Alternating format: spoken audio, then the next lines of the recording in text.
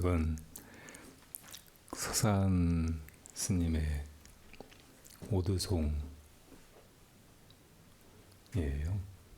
두 오두송이 있는데 먼저 깨달으셨을 때 이 오두송을 지었고 나중에 다시 깨달았을 때는 어디선가 닭이 우는 소리가 들려와서 문득 크게 깨닫고 이 머리털이 휘어져도 마음은 휘어지지 않는다고 옛사람들이 일찍이 다 누설했네. 문득 닭 울음소리를 한번 듣고 장부의 일을 능히 마쳤다 이렇게 지으셨어요. 근데 이 개송보다 먼저 지었던 이 오두송이 더 아름답고 저는 좋아해요. 세게 보자면 홀문두자 제창회 문득 창밖에서 두견새 우는 소리가 들려와서 두견새가 소쩍새잖아요. 여기 두자라고 적혀 있는데 소쩍새가 소쩍소쩍 하고 우니까 새가 어디서 울지 하고 창을 열어보셨나 봐요.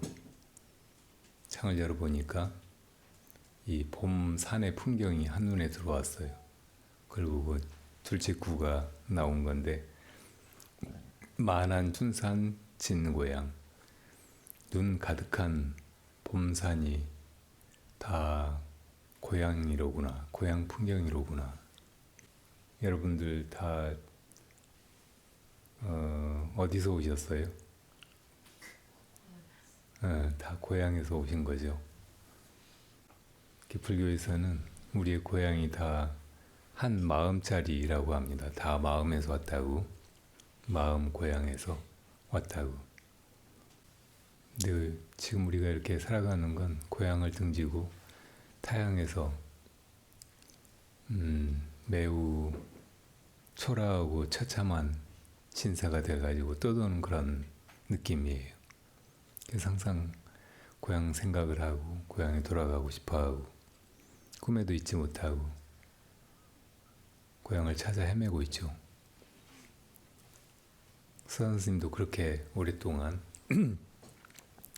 마음자리 고향을 찾아 헤매왔던 거예요. 그러다가 소쩍새 우는 소리를 듣고 창을 열어보다가 여기가 고향이로구나. 우리 마음이 어디 있어요? 마음은 이 시공간을 벗어난 훨씬 더 높은 차원에 존재하기 때문에 이 시공간 속에서는 찾을 수가 없어요. 시간 속에서 과거에 어디 있었던 것이 아니고 미래에 우리가 이를 곳도 아니고 지금 여기 있는 여기도 아니고 또 내가 태어난 옛날 집에 옛날 마을에 가봐도 거기가 고향의 느낌 잘 안 들어요. 요즘엔 특히 너무 많이 변해버려서. 그래서 이제 고향은 없어졌구나 이런 허무한 느낌이 들기도 하는데 진짜 고향은 마음이란 말이에요. 근데 그 마음은 어디서도 사실은 찾을 수가 없어요. 마음을 깨닫는다고 하는 사람들은 마음이 여기에 있었구나 하고 그렇게 깨닫는 게 아니고 뭐 닭울음 소리가 들려서라든지 혹은 창을 열어보고 창밖의 풍경이 한눈에 확 들어오는 순간이라든지 이럴 때 이게 고향이로구나, 이게 고향 소식이로구나 하고 깨닫게 된다는 말이에요. 우리는 마음을 여기저기 돌아다니면서 찾아보려고 하고 또 기억을 더듬어서 과거에서 찾아보려고 하고 상상의 나래를 펼쳐서 미래에서 찾아보려고 하고 막 하지만 사실은 지금 이렇게 눈앞의 것들을 보고 소리들을 듣고 이 몸뚱이를 움직이고 하는 이놈이 마음이잖아요. 그리고 그 마음은 시공간을 떠난 형상도 없고 이름 지을 수도 없고 한 그런 차원에 있기 때문에 그걸 보려고 하거나 알려고 하거나 해서는 도저히 찾을 수가 없는데, 그것이 지금 이렇게 이 풍경과 소리들과 움직임을, 동작을 드러내고 있다는 것을 알아차리는 순간, 아, 이게 바로 고양이로구나 하고 그렇게 깨닫게 된다는 말이에요. 그러니까 그 깨달으면 너무나 반갑고 기쁘고 또 행복하고 온전히 마음이 쉬고 편안해진 것 같은 그런 느낌을 주는 거예요. 그냥 고향이 어딘 줄 모르다가 갑자기 알게 된 그런 건조한 느낌이 아니고 정말 꿈에도 그리던 그곳에 당도한 느낌, 자신에게 가장 소중하고 자신의 근원이고 진짜 자신이고 한 그것을 너무나 오랜 세월 동안 갈구하다가 마침내 그것을 얻어서 이제 그런 갈망이, 목마름이 순식간에 다 가시는 그런 느낌이란 말이죠. 그렇게 되고 나서 아마 차라도 끓여 드시려고 물을 길러 가셨나 봐요. 그 물을 길어 가지고 오다가 뒤를 돌아보니까 그냥 무수한 청산이 말없이 서 있을 뿐이에요. 그 역시 다 고향 풍경이에요. 다 고향 그 자체죠. 급수귀일에 홀회수, 물 길어가지고 돌아오는 길에 문득 고개 돌려보니 청산무수 백운중, 푸른 산이 흰 구름 가운데 무수히 서 있구나. 그 서산 스님의 그 느낌, 그 감회, 이게 느껴지세요? 그걸 똑같이 느낄 수 있다면 여러분들도 서산 스님과 똑같이 그런 깨달음을 이룬 것이고 그런 경지에 있는 것이고, 지금 그 눈으로 창밖에 보세요. 이것이 바로 여러분들의 고향 소식이고 여러분들의 참 마음입니다. 서산 스님의 어느 개송에 보면 그대들이 값을 모를까 걱정이네, 그런 게 있어요. 옛날에 5, 6월은 제일 더운 한여름의 시간이에요.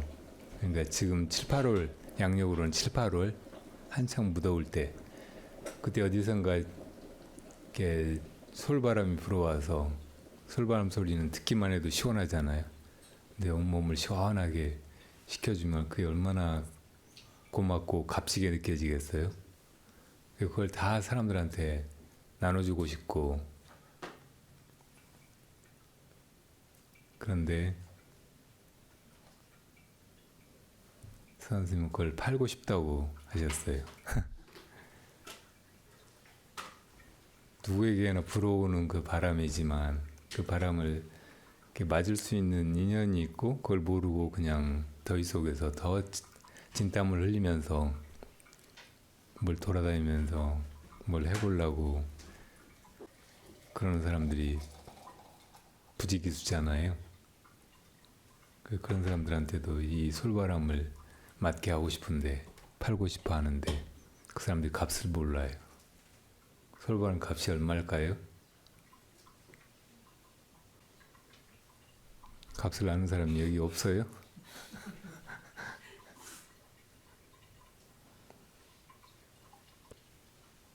옛날에는 물이 팔 수 있는 거라고 돈 주고 사야 되는 거라고 사람들이 생각을 하지 않았잖아요. 근데 지금은 어디 가다가 물 마시고 싶으면은 생수를 사 마셔야 돼요.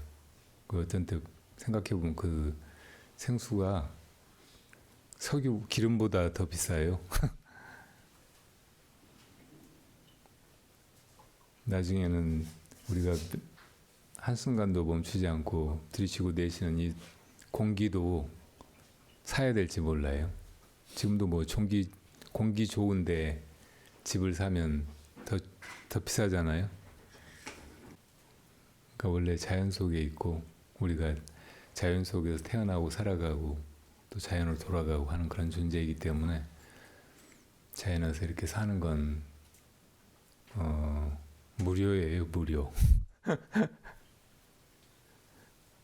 근데 사람들이 거기다 뭐 어떻게 해서 가격을 매기고 팔아먹고 그런 놈들이 생겨가지고 저 봉이 김선달이 대동강물 팔아먹듯이 우리 온통 그런 게 셈 계산 혹은 값을 치르고 뭘 사고 팔고 하는 거래 속에서 살게 돼버렸어요. 이게 요즘에 현대 자본주의 사회죠. 자연이라는 말의 반대말은 인위라고 해서 사람이 하는 거. 근데 사람도 자연의 일부이고 자연이 모든 것을 다 이루고 있고 그것이 우리 본래 마음에서 드러난 것, 우리 본래 마음의 풍광이라고 하면 우리가 자연과 조금 더 떨어져 있지 않고 자연 속에서 뭘 계산하고 획책하고 무슨 일을 막 만들어서 해가려고 하고 이루려고 하고 막 이런 것들이 다 쓸데없는 아주 우스꽝스럽고 어리석은 그런 일이 아주 피곤한 일이고 고통스러운 일이고 정말 이렇게 편안한 그리고 언제까지나 그대로 안락하고 아무 부족함이 없는 그런 존재의 상태가 된다는 거, 뭐 그걸 이제 불교에서는 열반에 이른다고 하죠. 그런 거는 자연과 하나 되는 거라고 말할 수 있어요. 인위와 자연의 구분이 없어진다고 할까? 모든 것이 다 그대로 여여하게 드러나고 움직여가고 우리가 그것과 하나가 돼서 밀체의 형상이나 개체적인 것들이 드러나는 것 같고 또 사라지는 것 같고 그렇게 분별해서 보면 저마다 생사가 역연한 것 같지만 또 그 바탕을 보고 전체인 자연 그대로를 보면 그런 생사는 본래 없는 것이고 언제나 그대로인 이 자연의 가없는 흐름만 움직임만 변화만 있을 뿐이라는 것이 명백해지죠.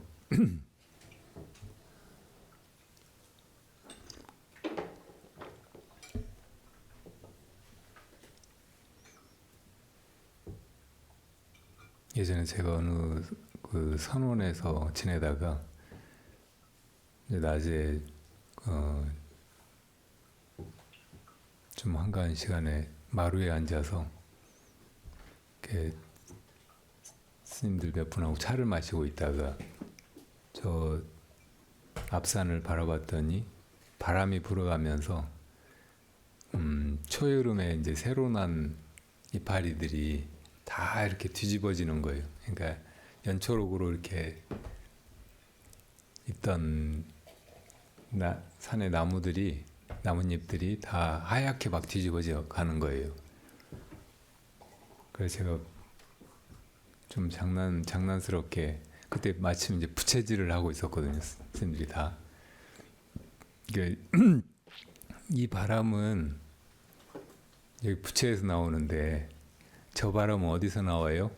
그렇게 물었어요. 그랬더니 거기 이제 정진을 되게 열심히 하는 스님이 옆에 있었는데 누가 이 바람이 부채에서 나온다고 그래요? 그러는 거예요. 제가 깜짝 놀랐어요.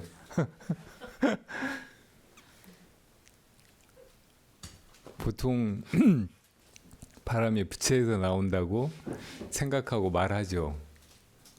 뭐 축비 소리가 축비에서 나온다고 그렇게 생각하고 말하고 하듯이 거기서 나오는 게 아니에요. 부채가 가만히 있는데 바람을 일으키지는 않잖아요. 그러니까 좀 정확히 말하자면 부채질에서 바람이 나오는 거죠. 그리고 부채질을 하는 놈이 있고 그 놈이 사실은 부채질을 하고 바람을 일으키고 있는 거예요. 근데 우리가 그 놈을 몰라요. 그러니까 그 놈을 보통 이제 나라고 말하고 또 너라고 생각하고 그럴 뿐이지.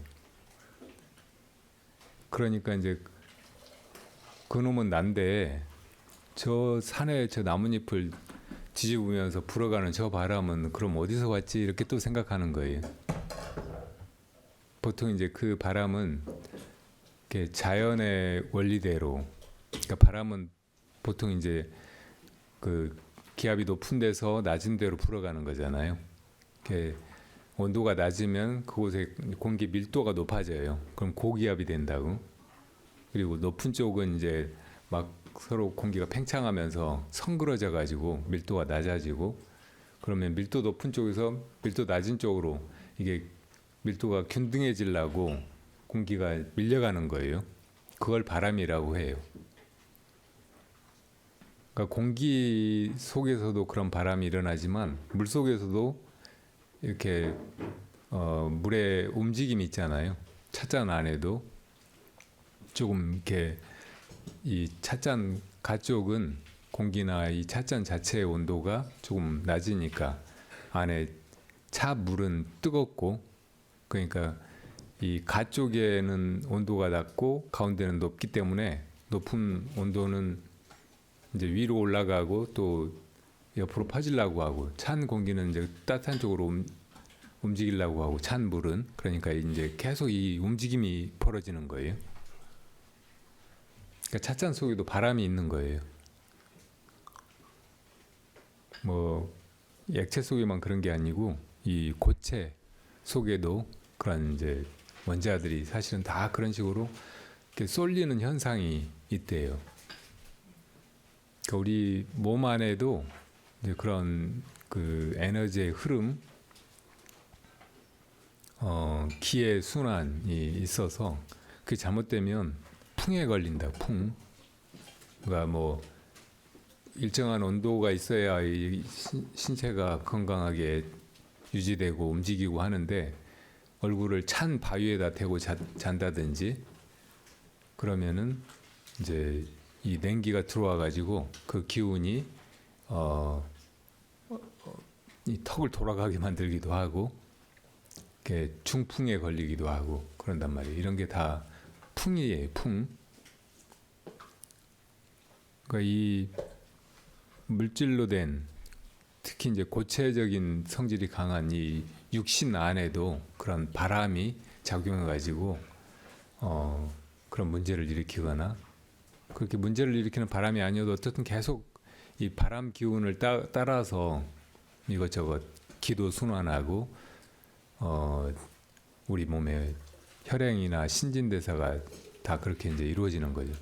심장이 박동을 하는 거, 또 우리 폐가 멈추지 않고 계속 공기를 내쉬고 또 들이쉬고 이렇게 하는 거, 이런 것도 다 이렇게 바람 혹은 에너지로 그렇게 이제 하는 거잖아요. 그러니까 모든 것 속에 바람이 있어요. 풍류가 있다고.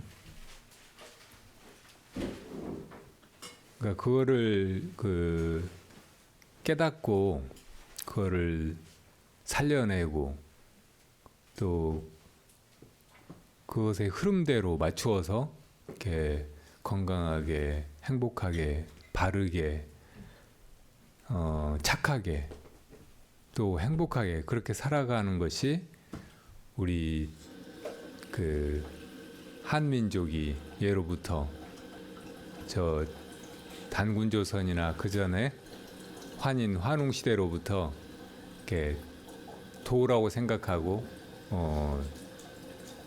가까운 것들이 최치원이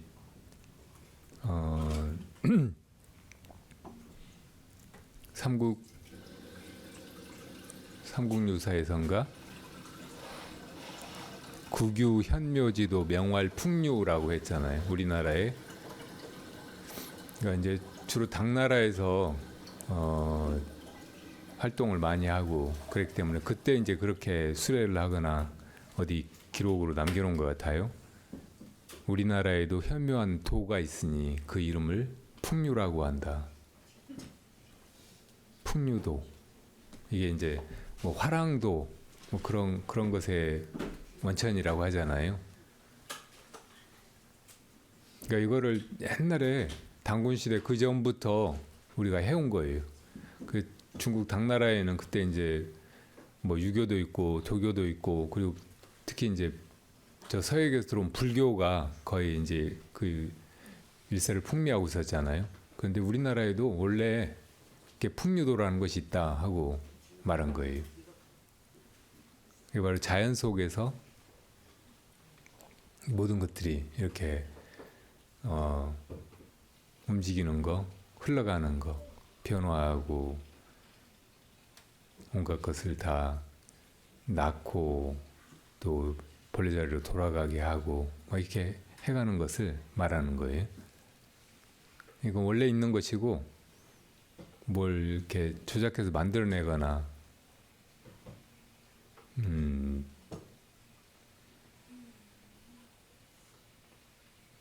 배워서 알거나 막 그러는 것이 아니에요.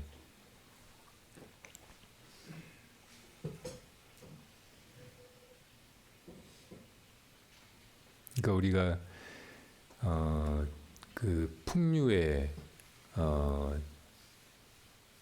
존재를 깨닫기 위해서는 그것이 그렇게 하고 있다는 거, 그것이 그렇게 언제나 한순간도 멈추지 않고 작용하고 있다는 거, 이것을 보면 된다고.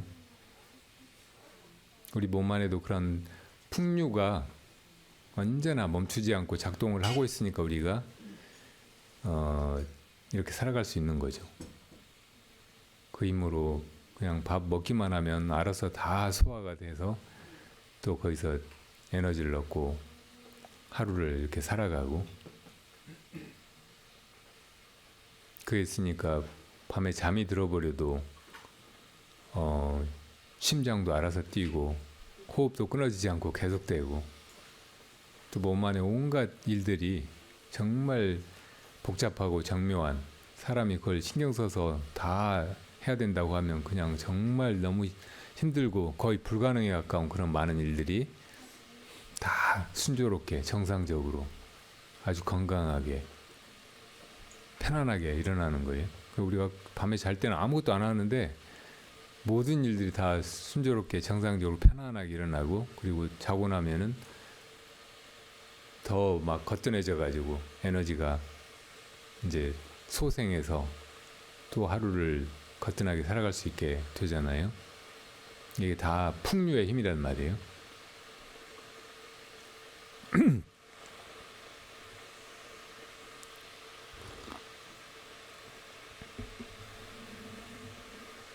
그래서 그 풍류를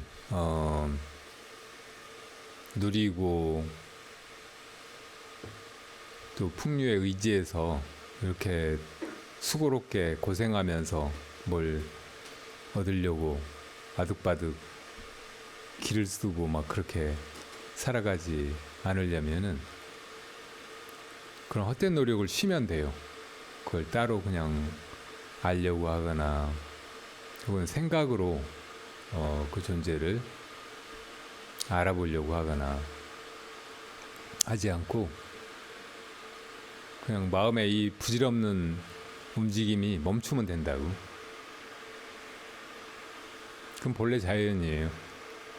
아무것도 할 필요 없이 그대로 온전하고 다 저 산에 바람이 우리가 부채질을 하거나 뭐 선풍기를 돌리거나 에어컨을 켜거나 온갖 발악을 하지 않아도 그냥 그렇게 불어가고 그 바람이 소나무를 만나면 솔바람이 되고 나를 만나면 내 땀을 식혀주고 이렇게 서늘한 기운이 심신의 그 뜨거움을 가시게 해주듯이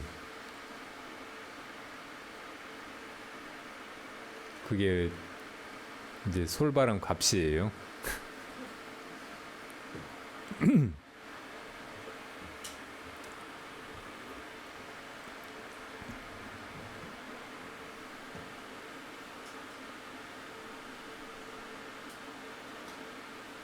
저 육조 해능 스님께서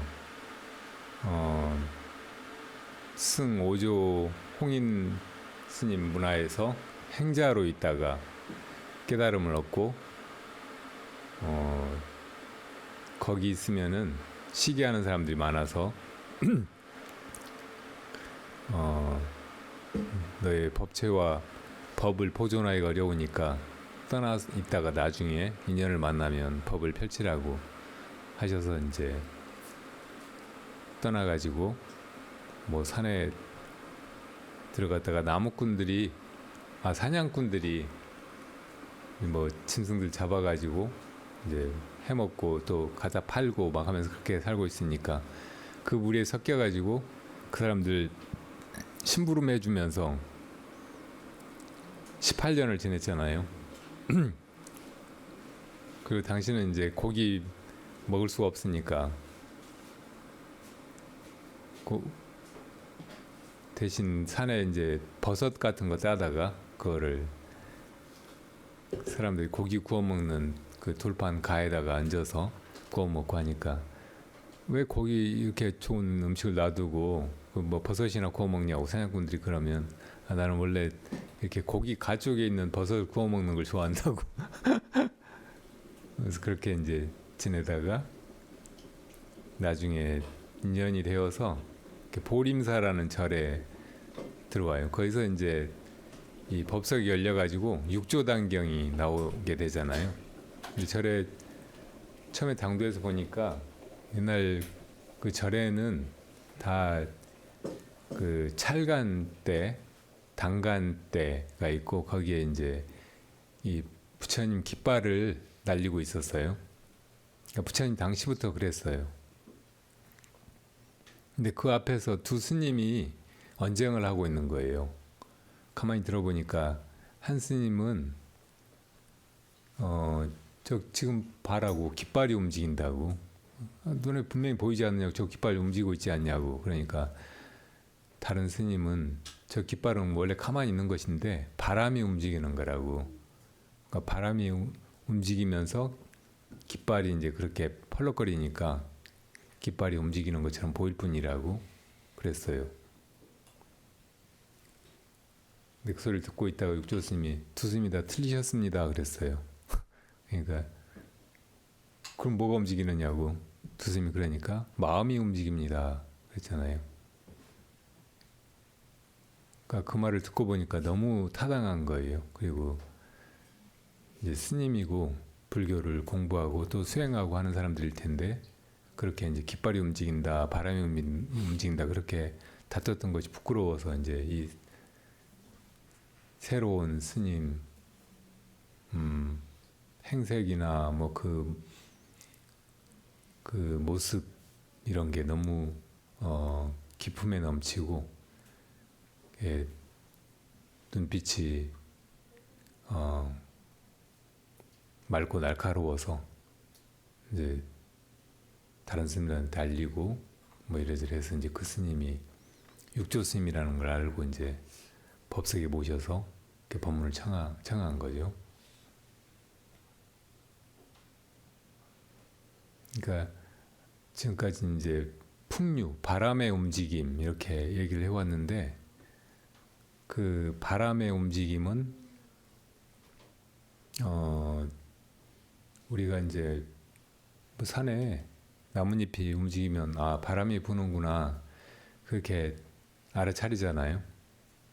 그러듯이 이제 산의 그 나뭇잎의 움직임 이것은 깃발의 움직임처럼 눈에 보이는 것이고 사실 바람은 그때 공기의 움직임이니까 공기는 눈에 보이지 않아서 뭐 공기가 움직인다, 바람이 움직인다 이렇게 말하지는 잘 않잖아요.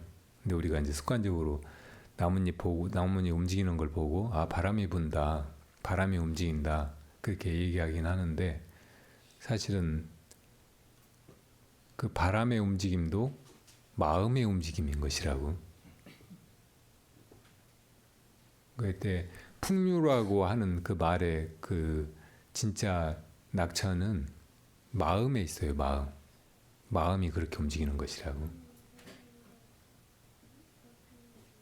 그러니까 저 자연이 우리 인간의 욕심 밖에 저렇게 그냥 객관적으로 혹은 우리 존재와 무관하게 이렇게 펼쳐져 있는 게 아니고 내 육신이 내 마음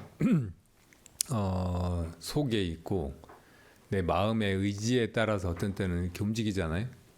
이렇게 하듯이 저 우리가 자연이라고 대자연이라고 부르는 이것도 다 마음으로 만들어진 것이고 마음 속에서 마음이 움직이고 있는 것이 나뭇잎이 움직이는 것조차 사실은 마음의 움직임이라고. 그리고 그 뒤에서 나뭇잎을 움직이게 하고 있는 공기의 움직임도 마음의 움직임이고 그러니까 모든 것이 다 마음이라는 말이에요. 모든 것이 다 마음의 움직임이라는 말이라고.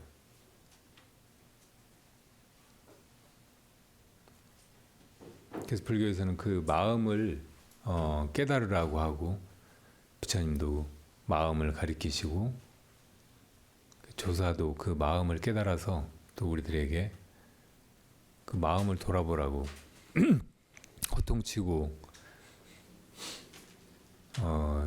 때리고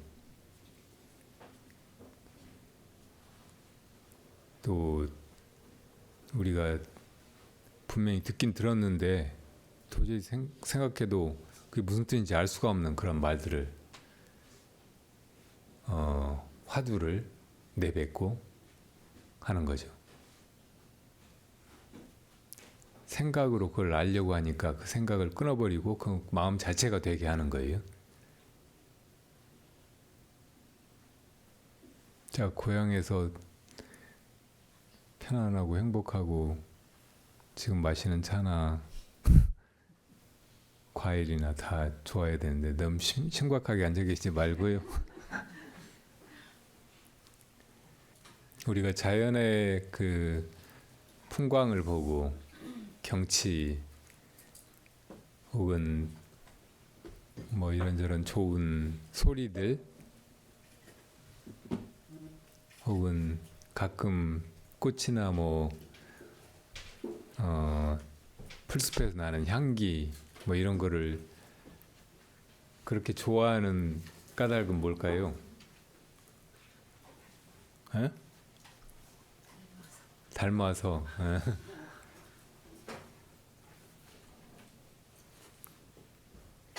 이게 다 내 모습이어서 좋아하는 거예요. 다 나이기 때문에, 내 마음이기 때문에. 그리고 조금 더 이제 그 포장된 말로 고상한 말로 하자면 이게 부처님의 모습이어서 그래요. 이 자연계 삼라만상 두두 물물이 다 비로자나 법신의 모습이라고 하잖아요. 그러니까 비로자나 청정 법신은 언제나 그대로 맑은 그대로 아무것도 없이 텅 비어 있는 그것이에요. 본래 무일물의 그 마음 자리예요. 근데 그게 어디 따로 있을 거라고 생각하고 그걸 찾으러 다니면 아무도 못 찾아요. 그 마음 찾는다면서 마음이 여기가 있을까 저기가 있을까, 또 뭘 알게 되면 마음이 깨달아질까 하고 그렇게 찾는 사람처럼. 근데 예로부터 놀라운 깨달음이라고 하는 그런 경험을 한 수많은 사람들은 그렇게 찾아서는 마음이 찾아지는 것이 아니고 어느 순간에 탁 알아차리고 보니까 저 밖에 보이는 자연의 것들, 일체의 형상, 소리, 맛과 향기로 드러나는 이것들이 그대로 다 나였다는 것을, 내 마음이었다는 것을 그렇게 이제 깨달았다고 노래하잖아요.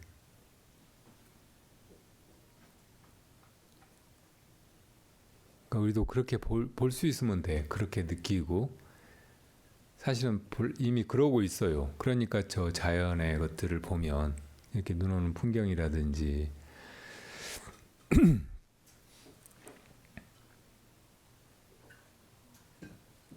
난로가 타면서 내는 소리라든지 뭐 이런 것 속에서 그냥 편안해지는 거예요. 그냥 행복해지고 더 바랄 것이 없어지는 거예요.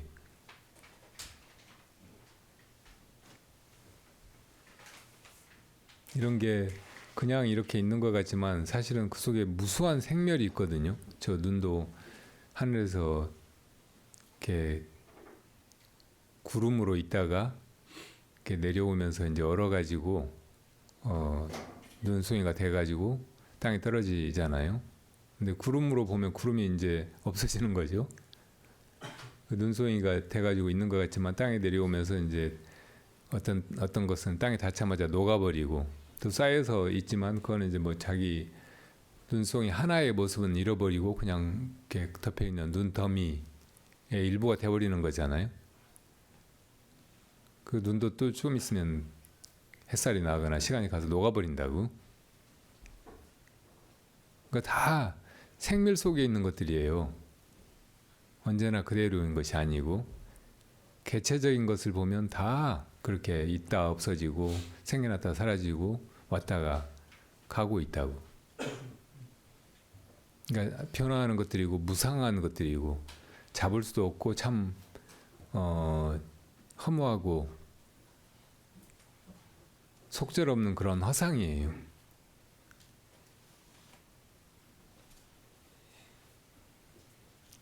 그러니까 우리의 육신의 존재도 그렇다고. 또 우리 마음속에서 일어나는 생각이나 감정이나 또 뭐 안다고 하는 것들 이런 게 다 그렇게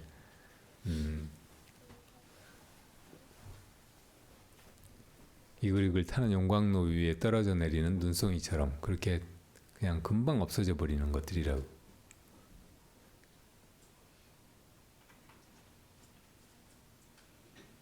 근데 그것에 이제 본성을 보면, 그것의 실상을 보면 그것들이 다 마음이고 우리의 근본 자성이고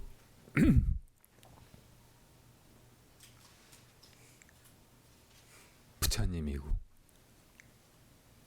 그게 이제 인연 따라서 이렇게 부질없는 형상으로 나타났다가 사라지고 나타났다가 사라지고 그럴 뿐이죠. 그러니까 형상을 볼 게 아니고 그 바탕인 성품을 볼 수만 있으면 돼요. 안목이 필요할 뿐이라고. 그 안목이 없으니까 그냥 드러나는 형상만 보고 형상에 집착해서 보고 그 형상이 변화하고 사라져가 버리니까 참 허무하구나, 슬프구나, 괴롭구나 그렇게 느끼는 거죠. 그래서 고통이라든지 슬픔 이런 데서 벗어나는 길은 형상에 걸리지 않는 안목을 갖추는 것, 그걸 꿰뚫어 보는 눈을 가지는 것이에요. 그거를 깨달음이라고 한다. 그 눈이 원래 있는데 우리가 떠서 보지를 않고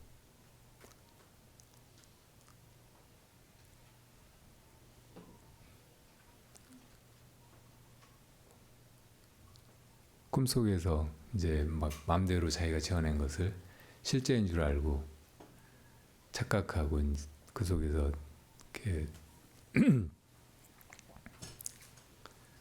헤매는 꼴이죠.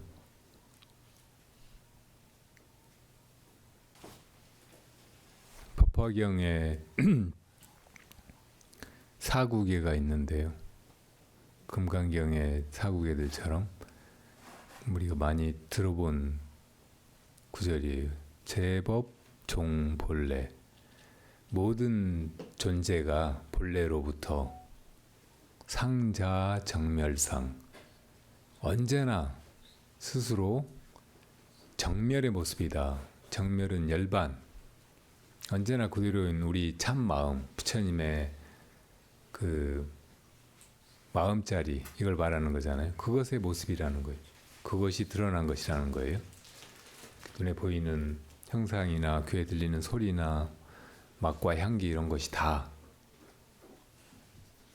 이것들은 다 변화해 가는 것들이고 있다 없어져 버리는 것들이고 생멸하는 것들이잖아요. 근데 사실은 이게 정멸의 모습이라는 거예요. 생멸상이 아니고 꿰뚫어 보기만 하면 정멸의 모습이라고. 정멸은 언제나 그대로인 거잖아요. 정멸은 생사 너머에 있는 거, 있다 없어지지 않는 거.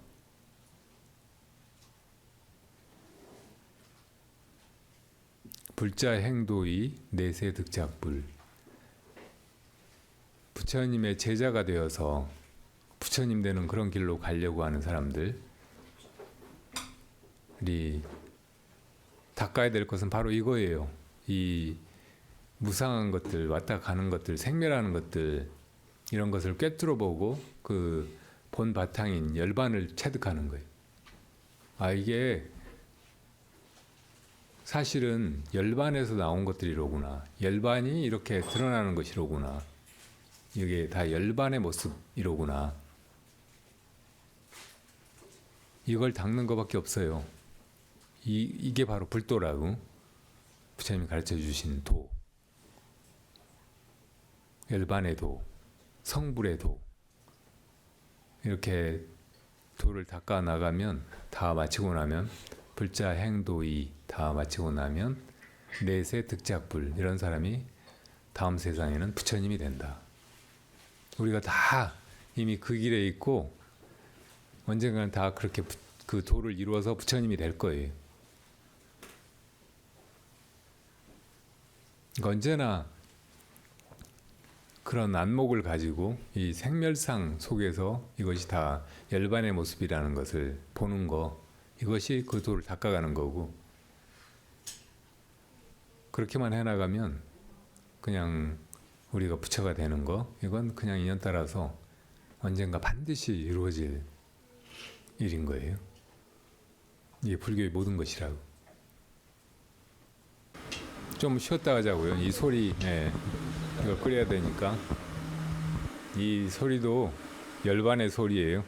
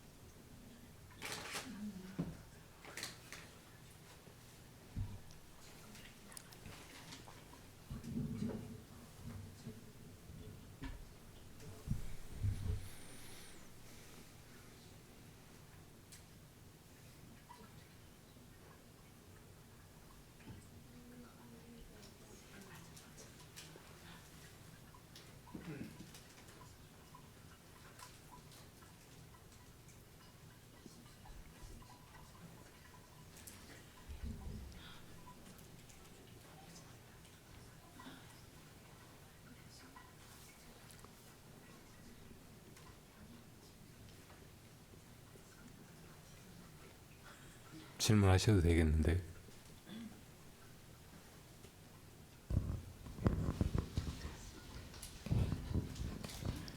제가 전에 그 어느 사찰에서 누각에 앉아 있었는데 이렇게 나무가 보였었어요. 근데 한쪽은 버드나무처럼 바람이 불었는지 이렇게 흔들거리는데 또 한쪽의 나무는 소나무여서 꼿꼿하게 있는 거예요. 그러니까 바람은 불었는데 그 두 개가 이렇게 대비가 되더라고요. 하나는 움직이고 하나는 그대로 있고. 그래서 그냥 그거를 계속 이렇게 보고 있다가 이 흔들리는 그 나무랑 그 찰나에 이렇게 하나가 된다는 그런 걸 한번 이렇게 느꼈었거든요. 그런데 그렇게 경험을 하고 나서 제가 또 내 마음이 움직여서 이 움직이는 나무와 이런 경험을 했나라는 생각이 들면서 그럼 내 마음이 움직이지 않았다면 이 또 소나무와 이런 또 경험을 했을까라는 또 그런 쓸데없는 생각, 그러니까 또 분별을 하는 거잖아요. 흔들리는 것과 흔들리지 않은 그 것도 사실은 하나라고 또 볼 수 있는 건데. 않고 피는 꽃은 없다던데요. 흔들리지 않는 나무도 없어요. 제 눈에서 소나무도 나름대로 흔들리는 거지. 예, 세세하게 흔들렸을 텐데 아무튼 그건 좀 멀어서 제 눈엔 정말 극명하게 흔들리고 흔들리지 않는 이것도 이제 내가 받아들인 그거였겠죠. 그래서 또 분별하고 있구나라고 생각은 했는데 그래서 내 마음이 흔들리지 않았다면 저 또 소나무와 물화일체가 또 되어 봤을까라는 그런 생각을 하면서 근데 흔들리든 흔들리지 않든 그것도 또 그냥 또 하나일 텐데 또 내가 마음으로 분별을 또 흔들리지 않는 걸 열반이라고 할 수 있잖아요. 생겨나고 사라지지 않는 거, 변화하지 않는 거, 언제나 그대로인 거. 그리고 흔들리는 것은 바람, 움직임, 변화하는 거, 생멸하는 거. 근데 방금 그 법화경 사국에서 이렇게 생겨나고 사라지는 것들, 이런 걸 법이라고 하잖아요. 존재. 모든 존재가 다 흔들리거나 사라지거나 생겨나고 사라지지 않는 것, 열반의 모습이라고 하고 있다고. 이것이 열반의 모습이라는 거지. 이 흔들리고 생겨나고 사라지고 하는 것을 벗어나 가지고 열반이 딴 데 있지 않다는 말을 하고 있는 거예요. 딴 데 어디 있을 거라고 생각하고 우리가 그걸 찾느라고 이걸 못 보고 있는 거예요. 열반을 찾는다면서 지금 이게 다 열반인데 딴 데서 이제 찾고 있는 것이라고. 서쪽으로 간다면서 동쪽으로 가고 있는 꼴이에요. 그거를 그런 게 헛된 노력을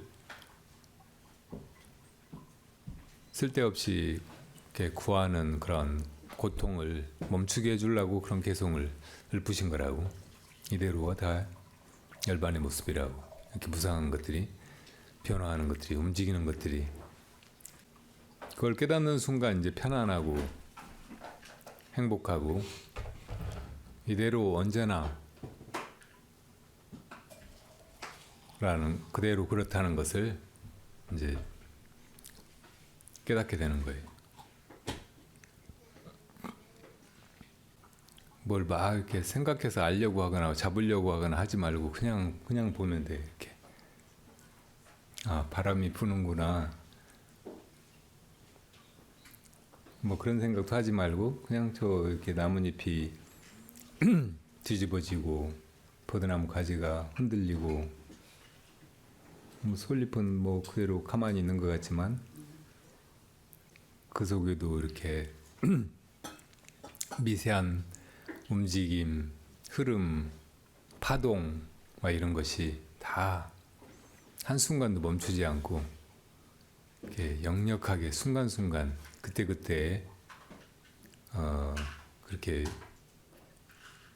움직이고 있다는 거, 물결치고 있다는 거, 이것을 알아차리면 되는 거죠. 그러니까 그렇게 이제 변화하고 무상하고 생멸하는 것 속에서 열반을 꿰뚫어 봐야 된다는 말이에요. 그렇게 그런 눈으로 볼 때, 그때만 열반이 이제 우리에게 실감나게 너무나 편안하고 행복하고 감동적으로 느껴진단 말이에요. 열반을 막 찾으면은 찾을 수가 없고 더 목마르고, 열반을 찾지 않는 사람보다 더 불행해져.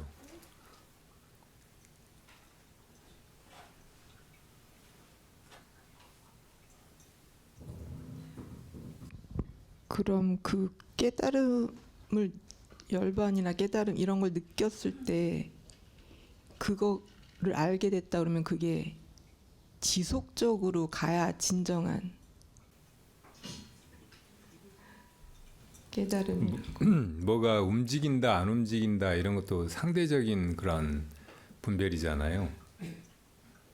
마찬가지로 뭐가 지속된다 혹은 뭐 이렇게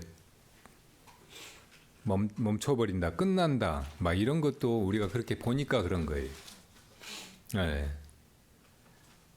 전체를 보지 못하고 또 그 본성, 근원을 보지 못하고 겉으로 드러난 것을 이렇게 보고 그렇게 구분하고 분별하고 그렇게 생각하는 거예요. 뭐 예를 들어 이렇게 지나가는 시간 이것만 해도 그냥 이렇게 시간이 이렇게 펼쳐져서 막 이렇게 그냥 어떻게 보면 아무렇지도 않게 아무 뭐 특별한 그 변화라든지 뭐 굴곡 없이 그냥 그렇게 지나가잖아요. 근데 우리가 그걸 끊어가지고 오늘은 설날이다, 오늘은 뭐 동지다, 오늘은 초하루다, 이렇게 그렇게 분별하는 거잖아요.